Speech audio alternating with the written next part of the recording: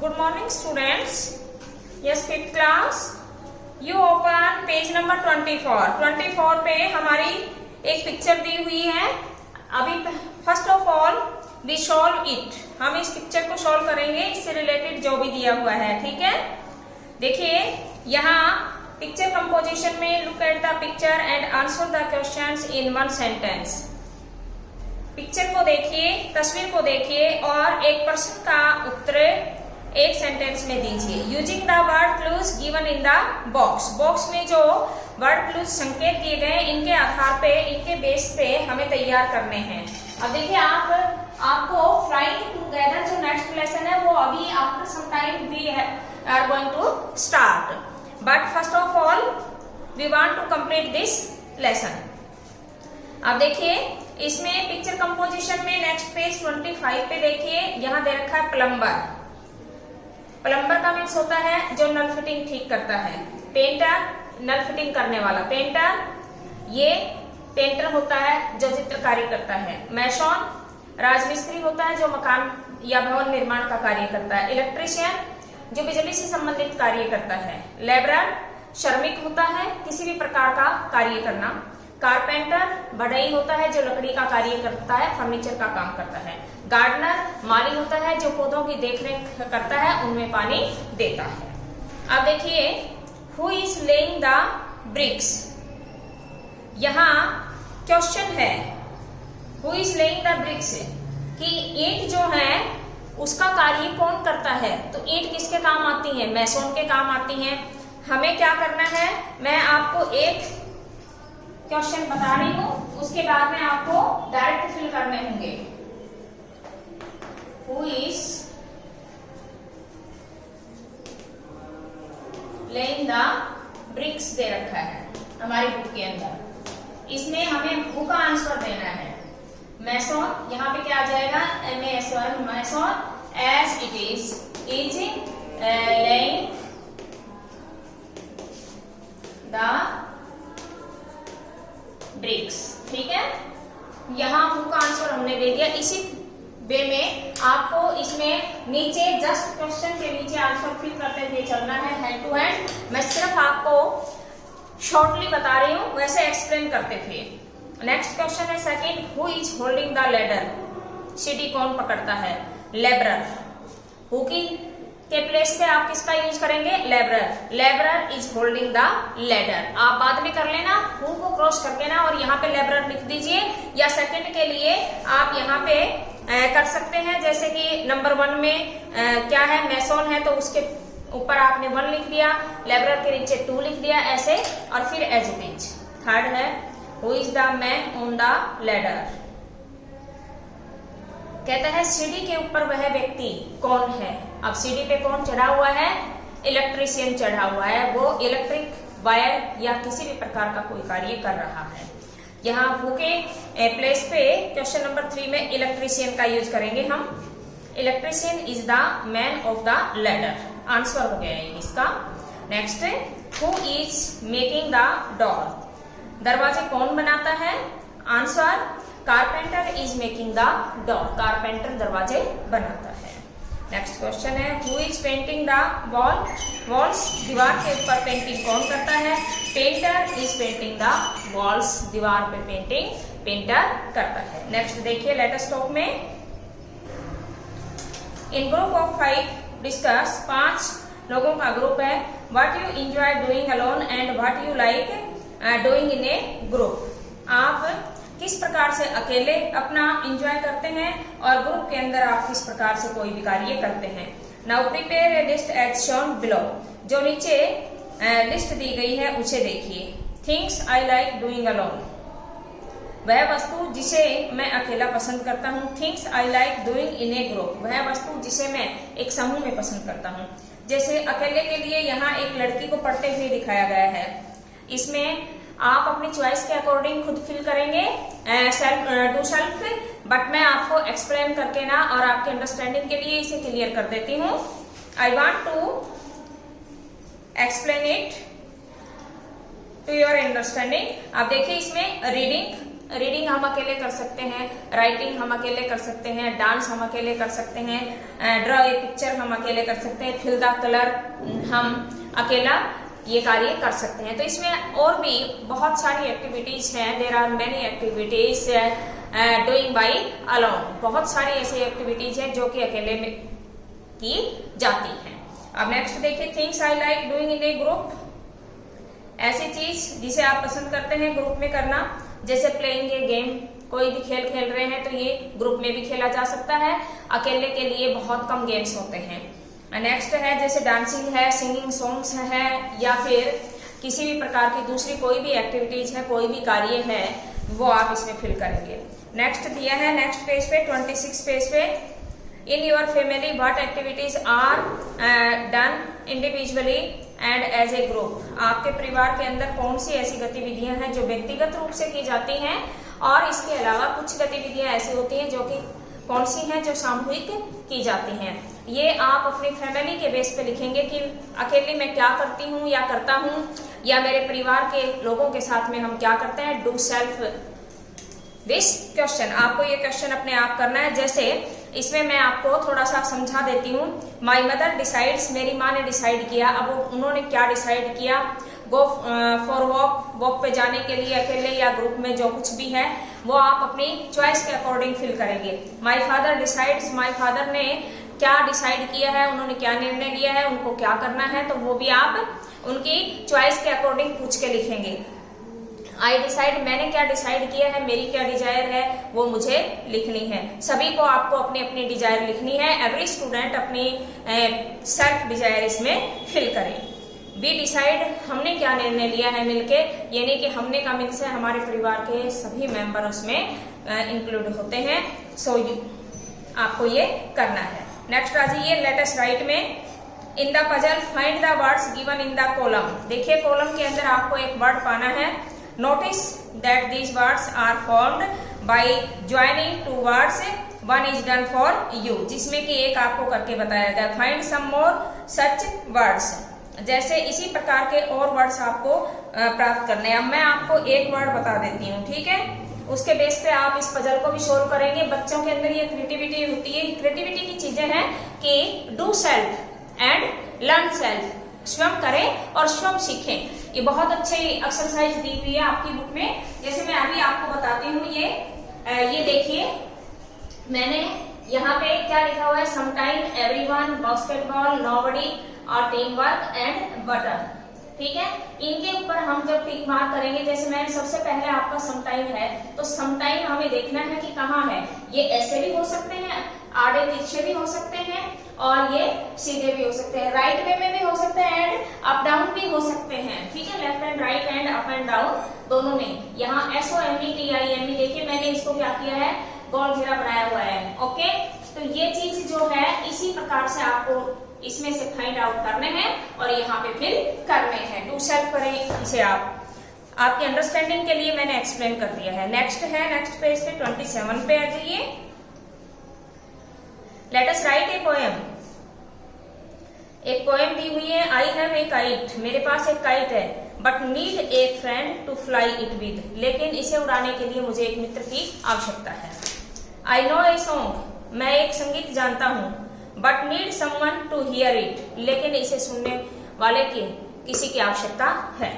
I have a ball, मेरे पास एक ball है, but need someone to catch it, लेकिन इसे पकड़ने के लिए किसी की आवश्यकता है। तो इसी प्रकार से आप नेक्स्ट कर सकते हैं। आई हैव ए बुक, मेरे पास एक पुस्तक है, but need someone to read it, लेकिन इसे किसी के पढ़ने की आवश्यकता है। In this way you complete this activities, आपको इस एक्टिविटी को कंप्लीट करना है। So students, at this time our lesson have been completed and we are going to start next lesson, flying together. Flying together is page number 29. So you open page number 29, flying together. Flying का means होता है उड़ना और together का means है एक साथ। देखिए इस लेसन को मैं पहले देख चुकी हूँ कि इसमें मुझे कोई भी डिफिकल्ट वर्ड नजर ही नहीं आया। जितने भी सिंपल वे में और सिंपल वर्ड्स दिए हुए हैं और जितने भी वर्ड्स हैं almost we have noted before this chapter, इस चैप्टर से पहले लगभग हम जैसे जैसे करवाते जाते हैं, क्योंकि आपको पता है कि मोस्टली वर्ड वही लेसन के अंदर रिपीट होते हैं। जैसे जैसे हम आगे लेसन पढ़ते जाएंगे हमारी जो वर्ड मीनिंग की प्रॉब्लम है वो कम होती चली जाती है। अब देखिए इसमें कोई भी ऐसा वर्ड मीनिंग मुझे नजर नहीं आ रहा है, फिर भी कोई ऐसा आता है तो मैं बीच में आपको बताते रहूंगी। So you take your pencil in your hand and note it hand to hand. देखिए फ्लाइंग टुगेदर, अब फ्लाइंग टुगेदर का मीन्स है एक साथ उड़ना। सबसे पहले इसमें एक क्वेश्चन टाइप दिया गया है, what are some of the things your parents and teachers tell you to do on time. What are some of the things, ऐसी कौन सी वो चीजें हैं कि आपके माता पिता और आपके अध्यापक आपसे पूछते हैं टू डू ऑन टाइम, समय पे करने के लिए। आपके माता पिता और आपके अध्यापक आपसे पूछते हैं समय पे उसे करने के लिए, ऐसी वो कौन सी चीजें हैं।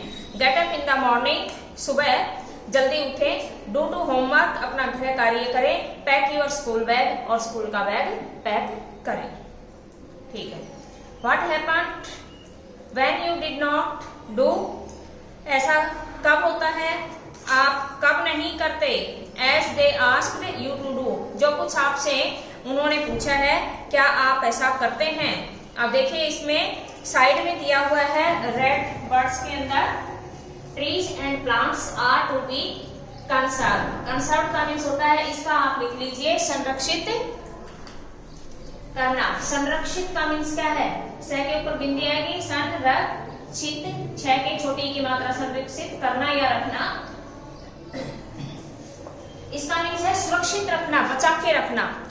कंसर्व मीन्स क्या होता है, बचा कर रखना, सुरक्षित भी नहीं, बजाय कि इसको सेव करना, इसका सेम वर्ड है। देखिए वृक्ष और पौधे हमें सुरक्षित रखने होंगे।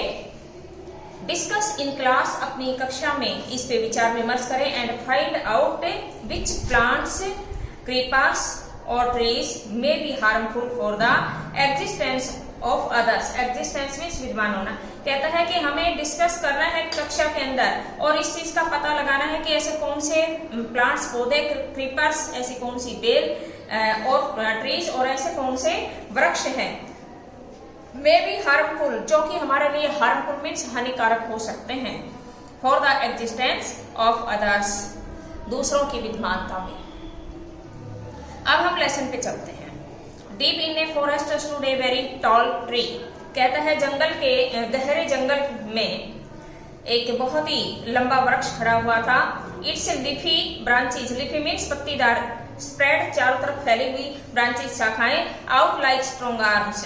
कहता है उसकी जो शाखाएं थी वो चारों तरफ पत्तियों से भरी हुई और फैली हुई, आउट लाइक स्ट्रॉन्ग आर्म्स, ऐसा लगता था जैसे कि इसकी भुजाएं बहुत स्ट्रॉन्ग है, यानी कि बड़ी बड़ी ब्रांचेज उस वृक्ष की, क्योंकि that is very tall tree.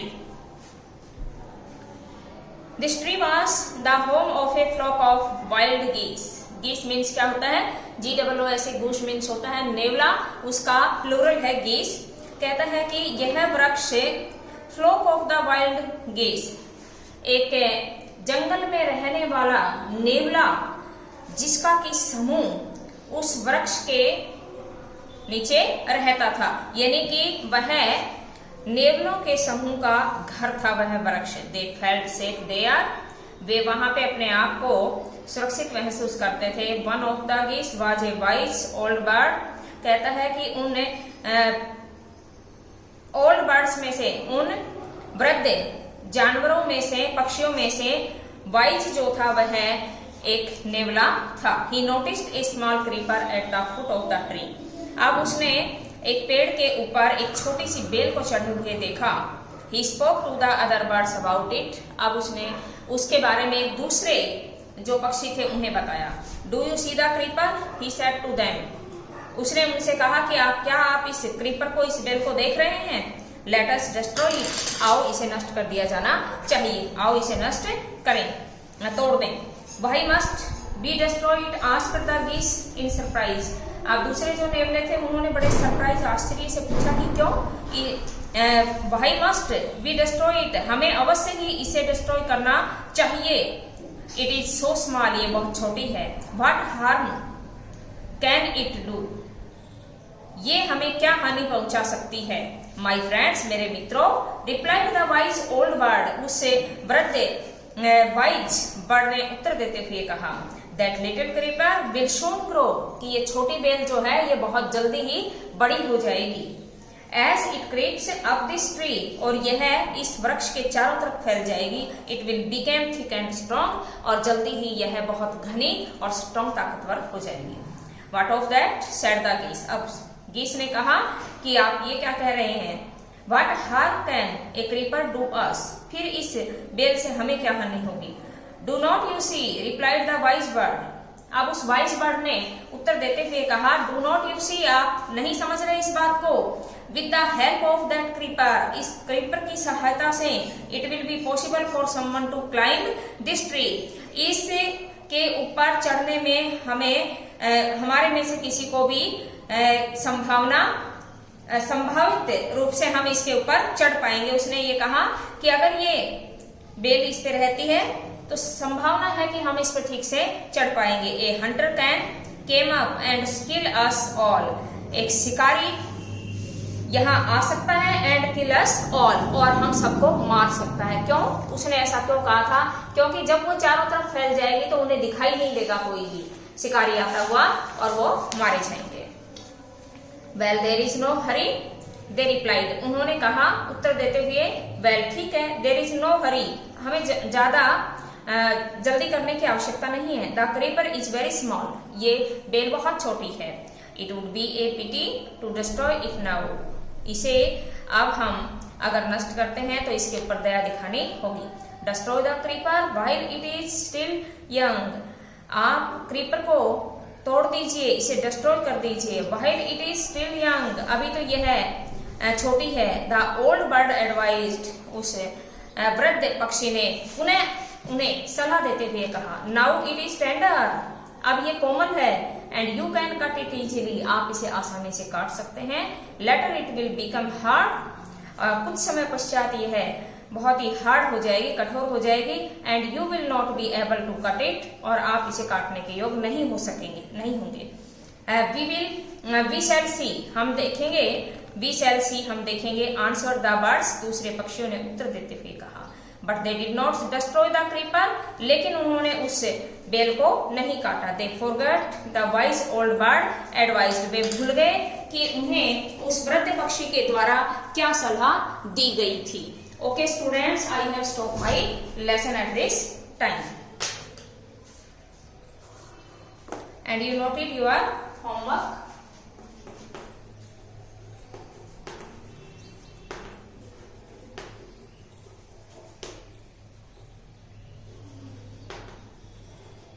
Find hard word. Do lesson reading.